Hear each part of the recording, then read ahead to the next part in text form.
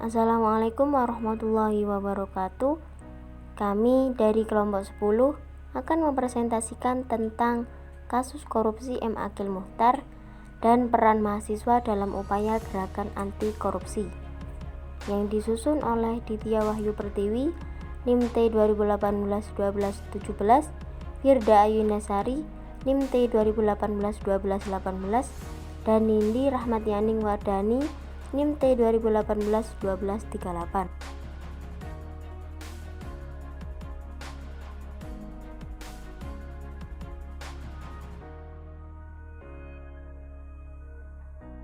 Pelaku utama kasus korupsi M. Akil Muchtar. Pelaku utamanya adalah Dr. Haji M. Akil Muchtar SHMH yang dilahirkan di Putu Sibau, Kalimantan Barat pada tanggal 18 Oktober 1960. Akil menjabat sebagai Ketua Mahkamah Konstitusi Republik Indonesia periode 2013 sampai 2018. Sebelumnya ia menjabat sebagai Hakim Konstitusi pada periode 2008 sampai 2013. Sebelum menjadi Hakim Konstitusi, Akil pernah menjabat sebagai anggota DPR RI periode 1999 sampai 2004 dan periode 2004 sampai 2009. Menjadi Wakil Ketua Komisi 3 DPR RI untuk bidang hukum, perundang-undangan, HAM, dan keamanan. Akil diangkat sebagai Hakim Konstitusi pada tahun 2008 dan sebagai Ketua Mahkamah Konstitusi pada bulan April 2013 menggantikan Mahfud MD. Akil diberhentikan sebagai Ketua MK pada tanggal 5 Oktober 2013 setelah menjadi tersangka dalam kasus penipuan sengketa pilkada.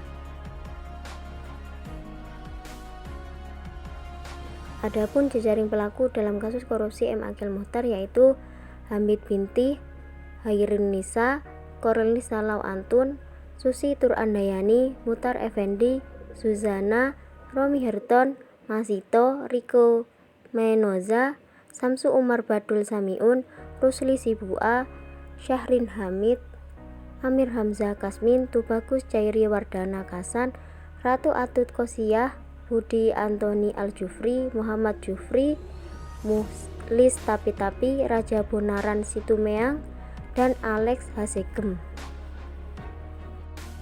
Jumlah kerugian negara.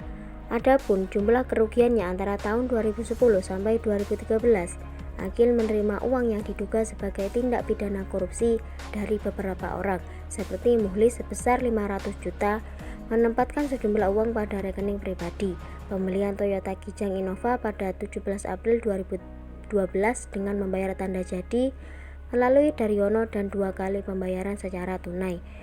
Mobil Toyota Kijang tersebut diatasnamakan Aris Aditya Savitri menukarkan mata uang asing ke dalam rupiah. Mata uang yang ditukarkan yaitu dolar Amerika, euro, dan dolar Singapura. Menitipkan uang kepada Muchtar Effendi sebesar 35 miliar di BPD Kalimantan Barat Cabang Jakarta.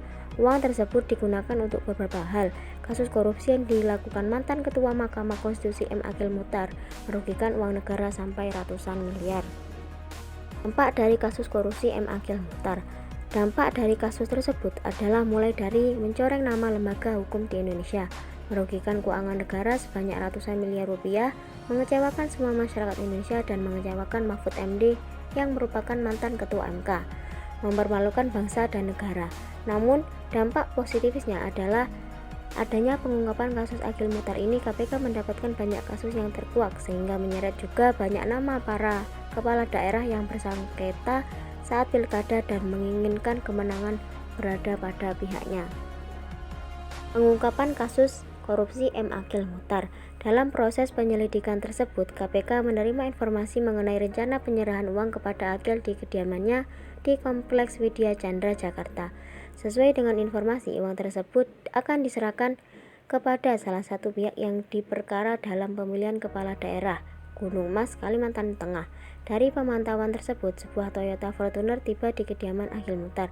Mobil ini diketahui dikemudikan oleh suami dari anggota DPR asal fraksi Partai Golkar, Khairunisa. Bersamaan dengan pengungkapan itu, KPK menyita uang sekitar 3 miliar yang terdiri atas 284.050 dolar Singapura dan 22.000 dolar AS. Pada malam yang sama, penyelidik KPK juga menangkap seorang pengusaha bernama Tubagus Cairi Wardana di kediamannya di Jalan Denpasar, Jakarta. Sebelumnya, Akil menjabat sebagai Hakim Konstitusi yang berakhir masa jabatannya pada bulan Agustus 2013. Akil Mukhtar juga telah memanfaatkan kewenangannya mengadili sengketa pilkada dengan menerima suap dari mereka yang diperkara. Ia menumpuk kekayaannya dari suap tampak banyak yang tahu, termasuk mantan pimpinannya Mahfud MD. Selanjutnya, saya Ditya Wahyu Pertiwi akan melanjutkan poin whistleblower atau pengungkap fakta. Juru bicara KPK yaitu Johan Budi SP mengatakan bahwasanya whistleblower kasus korupsi dari Akil Mukhtar adalah mantan sopirnya yang bernama Daryono.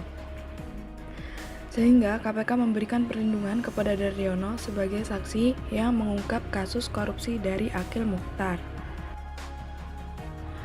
Terkait perkembangan kasus Akil Mukhtar, yaitu Akil Mukhtar dibuktikan bersalah dengan mendapatkan 6 dakwaan sekaligus. Kemudian pengadilan negeri menetapkan tuntutan kepada Akil Mukhtar dengan pidana penjara seumur hidup, denda 10 miliar rupiah, pidana tambahan yaitu berupa pencabutan hak memilih dan dipilih pada pemilihan, dan biaya perkara sebesar Rp10.000.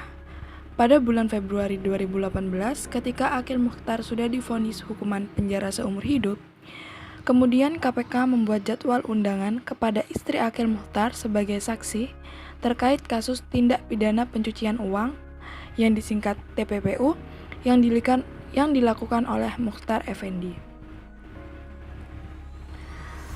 Kemudian, pada tanggal 9 Maret 2018, perkembangan kasus Akil ini, KPK menetapkan Mukhtar Effendi sebagai tersangka kasus TPPU dikarenakan KPK menduga Mukhtar menjadi perantara Akil untuk menyamarkan uang hasil korupsinya.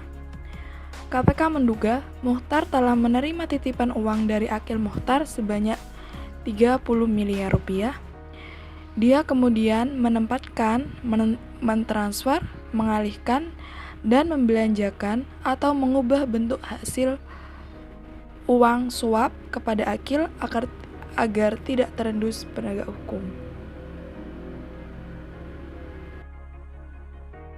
Poin selanjutnya yaitu langkah penyelesaian. Dalam hal ini, langkah-langkah dalam penyelesaian kasusnya adalah yang pertama, KPK melakukan penelusuran kasus ke kediaman Akil Mukhtar. Yang kedua, Akil Mukhtar dibuktikan bersalah dan mendapatkan dakwaan dari pengadilan dengan 6 dakwaan. Yang ketiga, dengan mendapatkan tuntutan pidana penjara seumur hidup dengan denda sebesar 10 miliar, mendapatkan pidana tambahan yaitu pencabutan hak memilih dan dipilih pada pemilihan dengan tanggungan biaya perkara sebesar Rp10.000. Kemudian poin kendala yang dialami dalam kasus Akil Mukhtar yaitu tidak jujuran Akil Mukhtar karena tidak mengakui perbuatannya. Kemudian Wali Kota Palembang Romi dan istrinya juga memberikan keterangan palsu kepada KPK, sehingga hal ini membuat KPK kesulitan dalam mengungkap kasus Akil Mukhtar. Peran mahasiswa dalam upaya gerakan anti korupsi. Dalam konteks gerakan anti korupsi, mahasiswa diharapkan tampil paling depan untuk menjadi pemimpin penggerak anti korupsi. Mahasiswa ini didukung oleh kompetensi dasar yang mereka miliki, seperti intelijensi, kemampuan berpikir kritis, dan keberanian untuk menyatakan kebenaran. Adapun peran mahasiswa lainnya, yaitu yang pertama, mahasiswa tidak lepas dari karakteristik yang mereka miliki seperti intelektualisasi, jiwa muda, dan idealisme. Yang kedua, memberikan edukasi dan kampanye antar sesama mahasiswa atau jenjang lebih rendah untuk membuat strategi pemberantasan korupsi secara bersama. Maksudnya di sini, sesama mahasiswa berkumpul untuk bagaimana cara memberantas korupsi di Indonesia ini. Seperti itu. Terus yang ketiga, mahasiswa juga bisa berperan aktif dalam upaya pencegahan korupsi di bidang seni, seperti membuat lagu anti korupsi, membuat cerita pendek anti korupsi, poster-poster anti korupsi, dan lain-lain. Yang terakhir, mendiskusikan kasus-kasus tentang korupsi seperti kasus korupsi, faktor penyebab korupsi, dampak korupsi, gerakan pemberantas korupsi, dan lain-lain. Peran mahasiswa dalam upaya gerakan anti korupsi ada dua. Yang pertama di lingkungan kampus. Di lingkungan kampus yaitu mahasiswa berperan secara optimal dalam pemberantasan korupsi dengan cara pembenahan terhadap diri dan kampusnya. Dengan kata lain, mahasiswa harus mendemonstrasikan bahwa diri dan kampusnya harus bersih dan jauh dari perbuatan korupsi. Maksudnya di sini, siswa dan lingkungan kampus itu harus bersih dari adanya korupsi. Jadi, dalam lingkungan kampus itu tidak ada korupsi. Terus yang kedua, mahasiswa juga melakukan upaya edukasi terhadap rekan-rekannya atau calon mahasiswa untuk menghindari adanya praktik-praktik yang tidak sehat dalam proses penerimaan mahasiswa. Maksudnya dalam penerimaan mahasiswa itu tidak ada kayak menyogok gitu biar bisa masuk ke kampus itu. Terus yang ketiga, proses perkuliahan perlu penekanan terhadap moralitas mahasiswa dalam berkompetensi untuk memperoleh nilai yang setinggi-tingginya tanpa melalui cara-cara yang curang. Maksudnya di sini, mahasiswa memperoleh nilai tinggi itu tidak dengan menyogok dosen atau guru kayak gitu agar mendapatkan nilai yang tinggi. Selanjutnya yang terakhir, mahasiswa memperoleh gelar sarjana. Mahasiswa harus memahami bahwa gelar sarjana yang diemban memiliki konsekuen berupa tanggung jawab moral sehingga perlu dihindari upaya-upaya melalui jalan pintas. Maksudnya di sini, dalam memperoleh gelar sarjana, mereka harus dengan upaya mereka sendiri, bukan karena menyogok dosen atau dekan agar lulus mendapatkan gelar sarjana. Selanjutnya, yang kedua yaitu peran mahasiswa dalam upaya gerakan anti korupsi di lingkungan masyarakat. Yang pertama, mahasiswa dalam masyarakat secara garis besar dapat digolongkan menjadi peran sebagai kontrol sosial dan peran sebagai pembaruan yang diharapkan mampu melakukan pembaruan terhadap sistem yang ada. Yang kedua, sebagai kontrol sosial, mahasiswa dapat melakukan peran preventif terhadap korupsi dengan membantu masyarakat dalam mewujudkan ketentuan dan peraturan yang adil dan berpihak pada rakyat banyak, sekaligus mengkritis peraturan yang tidak adil dan tidak berpihak pada masyarakat. Maksudnya di sini, mahasiswa itu membantu masyarakat menilai peraturan yang ada di masyarakat tersebut agar adil dan merata pada masyarakat. Seperti itu menurut saya. Terus yang ketiga, mahasiswa juga dapat melakukan peran edukatif dengan memberikan bimbingan dan penyuluhan kepada masyarakat, baik pada saat melakukan kuliah kerja lapangan, biasanya atau KKN, atau kesempatan yang lain mengenai masalah korupsi, dan mendorong masyarakat berani melaporkan adanya korupsi yang ada ditemuinya pada pihak yang berwenang. Terima kasih atas perhatiannya. Apabila ada salah kata maupun perbuatan, kami mohon maaf sebesar-besarnya. Wassalamualaikum warahmatullahi wabarakatuh.